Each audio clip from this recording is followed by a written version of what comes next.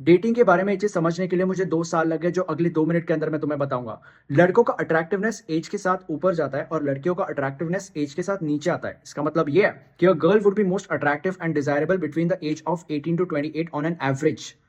इसका मतलब ये भी है कि लड़कियों को ये पता है कि ये जो 10 साल है, ये 10 साल वो 10 साल है जिनके बीच में उनके पास सबसे प्रीमियम अपॉर्च्युनिटीज़ को ग्रैब करने का पोटेंशियल सबसे ज़्यादा है और इसीलिए इन 10 सालों के बीच में उनके समय की वैल्यू सबसे ज़्यादा होती है। And why not? अब तुम ही मुझे बताओ कि अगर ये केस है, तो कोई तुम जैसे लूज़र के साथ अपना 1 सेकंड भी स्पेंड क्यों करना चाहेगा? और अगर गलती से भी फिर भी कोई तुम्हारे साथ है, तो वो उस लड़की की अच्छाई है।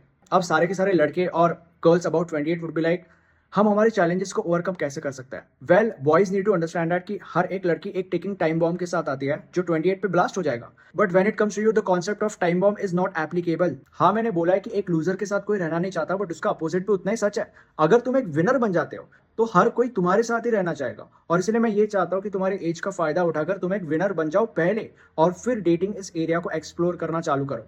It would be more easy and helpful for you that वे।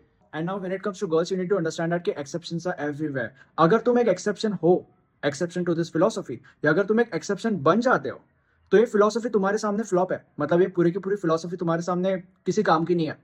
अब तुम बोलोगे कि हम वो एक्सेप्शन कैसे बन सकते हैं? Well, there are things like being the best version of yourself, being understanding. ये एक्चुअली बहुत वाइड और डीप डोमेन है, बट समय की कमी होने की वजह से हम इसको आज एक्सप्लोर नहीं कर सकते।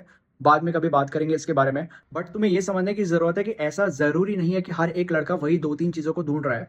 बहुत सारे अलग अलग लोग बहुत सारी अलग अलग चीजों को अलग अलग कॉम्बिनेशंस में ढूंढ रहे हैं। तुम्हें बस एक ऐसे लड़के को फाइंड करने की जरूरत है जिसके साथ रहकर तुम्हें ऐसा एटलीस्ट लगे कि तुम एक वेल बैलेंस्ड रिलेशनशिप में हो and your problem is solve. बहुत सारी अलग अलग चीजों के बारे में हमने बात की है। मुझे कमेंट्स के सेक्शन में बताओ कि तुम इस चीज के बारे में क्या सोचते हो। बाकी मिलते हैं।